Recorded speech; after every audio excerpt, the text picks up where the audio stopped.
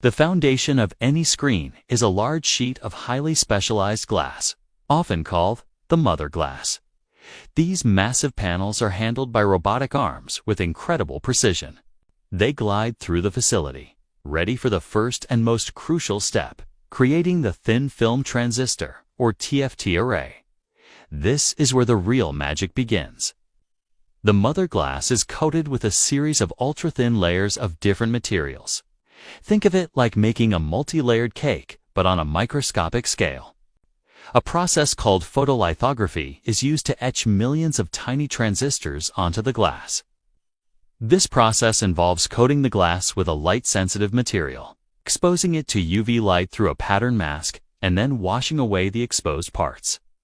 This leaves behind an intricate grid of transistors, one for each subpixel of your screen. That's right, for a 4,000 display. We're talking about over 24 million individual transistors, all perfectly arranged on a single sheet of glass. This TFT layer is essentially the screen's nervous system, controlling which pixels light up and when. Now, we have a second sheet of glass that needs its own special treatment. This one gets the color filter. This is a grid of red, green, and blue filters, perfectly aligned to match the transistors on the other sheet. When white light passes through these filters, it creates all the colors you see on your screen. So, you have one glass sheet with the electronics and another with the color. What's next? We need to put them together.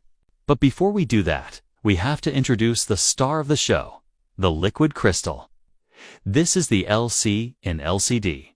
An alignment layer is applied to both sheets of glass, creating microscopic grooves that will guide the liquid crystal molecules.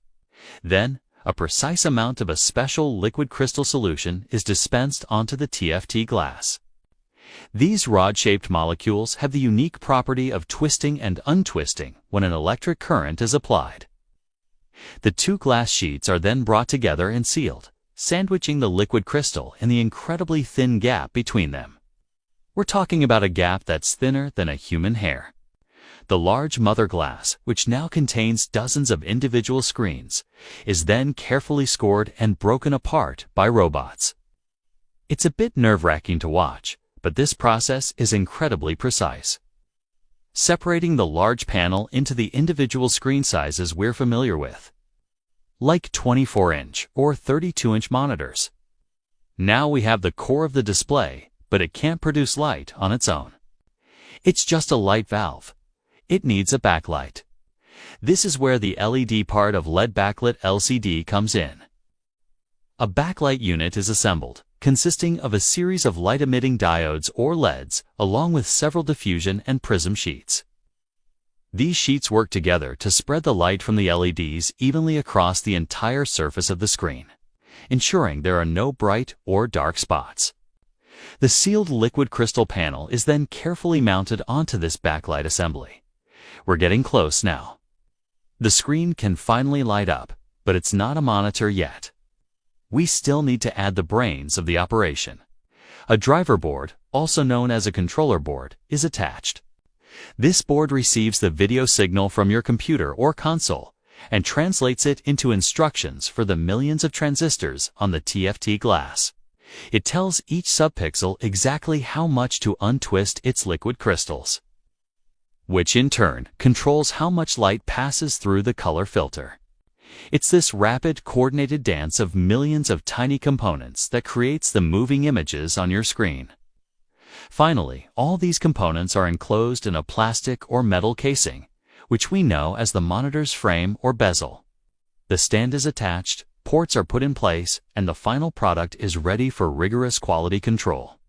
Each monitor is powered on and tested for dead pixels, color accuracy, brightness, uniformity, and response time. Technicians and automated systems scan every inch of the display to ensure it meets strict quality standards.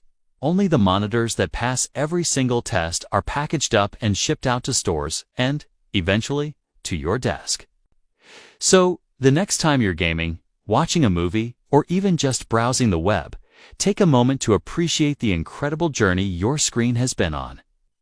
From sterile cleanrooms and microscopic transistors to precisely aligned liquid crystals and brilliant backlights.